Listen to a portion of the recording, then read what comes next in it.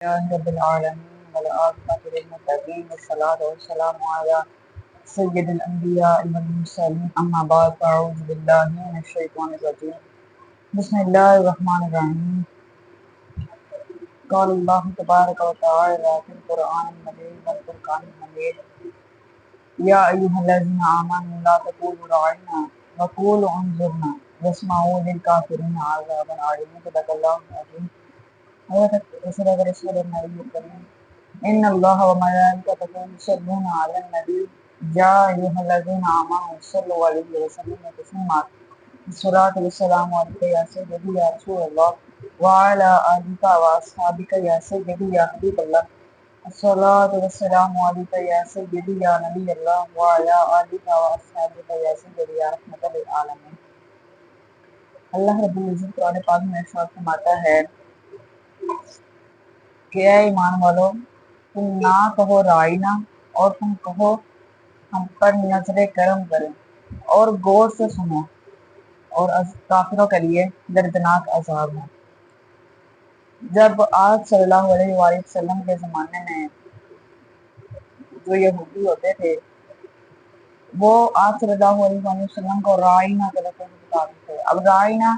اس دور میں رائنا کے دو معنی تھے۔ ایک یہ کہ جب بھی آپ پر کوئی وحی نازل ہوتی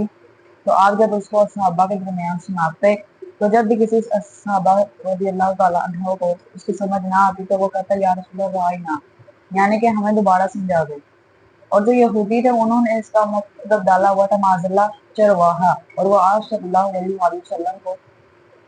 رائنا یعنی کہ معاذ اللہ چرواہا کہتے تھے۔ جب کسی صحابی نے یہ سنا تو ان کے دل کو جب برا گزرا تو پھر اللہ رب العزت نے اس آیت کو نازل فرمایا کہ اے ایمان والو، تم نہ کہو رائنا بلکہ تم کہو ہم پر نظر کرم کریں اور سنو غور سے، اور کافروں کے لیے دردناک عذاب ہے۔ اس کے بعد حضرت سہل بن سعدی رضی اللہ تعالیٰ عنہ سے روایت ہے، آپ فرماتے ہیں کہ جب نبی اکرم صلی اللہ علیہ وآلہ وسلم قبیلہ بنی عمرو بن عوف میں صلح کرانے کے لیے تشریف لے گئے تو پیچھے سے ظہر کی نماز کا وقت ہو گیا تو مؤذن نے جناب صدیق اکبر رضی اللہ تعالیٰ عنہ سے کہا کہ اگر آپ جماعت کراتے ہیں تو میں اذان کہوں؟ تو جناب صدیق اکبر نے کہا ٹھیک ہے، تم اذان کہو، تم اقامت پڑھو، میں جماعت کراتا ہوں۔ جب جماعت شروع ہوگی تو آدھی نماز کے بعد جو نبی اکرم صلی اللہ علیہ وآلہ وسلم صفوں کو چیرتے ہوئے آگے چلے گئے حتیٰ کہ پہلی صف میں جا کر کھڑے ہو گئے۔ پرانے زمانے میں نبی اکرم صلی اللہ علیہ وآلہ وسلم کے دور میں جب بھی کوئی حادثہ وغیرہ پیش آتا یا کوئی پریشانی ہوتی تو یوں تالیاں مار کر اصحاب آگے جو جماعت کرانے والا امام تھا اس کو ایسے ایسے کر کے بلاتے، یعنی کہ تالیاں مار کر۔ اب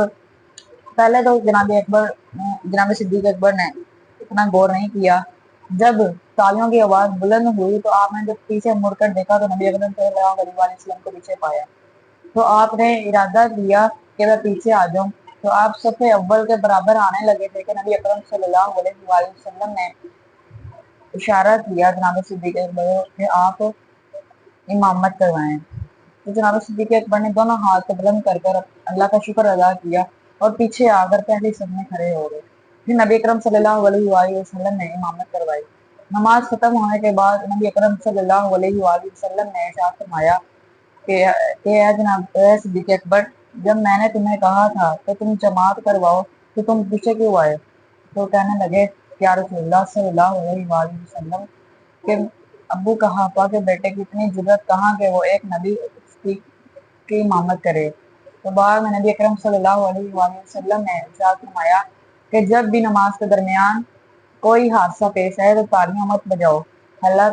حتیٰ کہ یہ جو طریقہ ہے یہ عورتوں کا ہے، بلکہ زور سے سبحان اللہ کہیں۔ اس کے بعد حضرت مسعود بن مخرمہ اور مروان رضی اللہ تعالیٰ عنہما روایت کرتے ہیں، آپ فرماتے ہیں کہ جب مسعود بن مخرمہ کفار کا وکیل بن کر بارگاہ رسالت مآب صلی اللہ علیہ وآلہ وسلم میں حاضر ہوا تو وہ صحابہ کرام کا نبی اکرم صلی اللہ علیہ وآلہ وسلم کی خدمت میں مشاہدہ کرتا رہا اور کہتا کہ جب بھی آپ صلی اللہ علیہ وآلہ وسلم اپنا لعاب دہن پھینکتے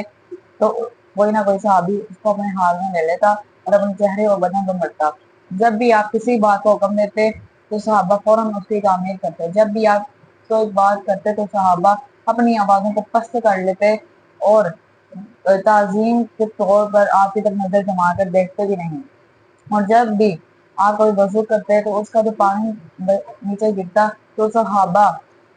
ایک دوسرے پر ٹوٹ پڑتے اس پانی کو حاصل کرنے کے لیے. تو جب وہ واپس گیا تو اس نے اپنی قوم سے کہا کہ اے قوم، مجھے اللہ رب العزت کی قسم، میں نجاشی کسرا کے دربار میں گیا ہوں، ان کے بادشاہوں سے ملا ہوں، لیکن ان کے بادشاہوں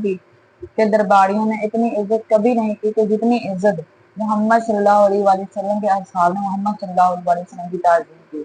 اللہ رب العزت کی بارگاہ میں دعا ہے کہ اللہ تعالیٰ ہمیں نبی اکرم صلی اللہ علیہ وآلہ وسلم کی تعظیم کرنے کی توفیق عطا فرمائے. آمین. وآخر دعوانا ان الحمد للہ رب العالمین.